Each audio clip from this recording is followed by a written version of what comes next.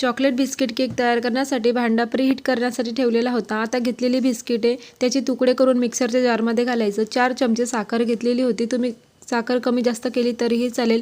याचं एकदम फाईन असं पावडर तयार करायचं। तयार झालेला पावडर एका बाउलमध्ये ट्रान्सफर करायचं। यामध्ये अर्धा कप दूध घालायचं आणि मीडियम कन्सिस्टन्सीचं बॅटर तयार करायचं आहे, पातळही नाही आणि घट्टही नाही। आता केक टिनला सर्व साईडनी तेलाने ग्रीस करून घ्यायचं आणि पिठाने कोट करून घ्यायचं, म्हणजे केक तळाशी लागणार नाही, संपूर्ण निघल्या जाईल। आता बॅटरमध्ये 1 चमचा इनोचे सॅचेस घालायचं, त्यावरती थोडासा म्हणजे 2 चमचे दूध घालायचं, बॅटर छान फेटून घ्यायचं। तयार केलेला केक टिनमध्ये संपूर्ण बॅटर घालायचं, भांड्याला छान असं टॅप करायचं आणि ते बेक होण्यासाठी 20 मिनिटांसाठी हाय फ्लेमवरती बेक होऊ द्यायचं।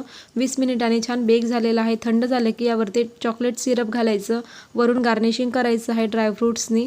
आता भांड्यातच बनवा आणि भांड्यातच खा, अशा पद्धतीचा केक रेडी झाला। थँक्यू।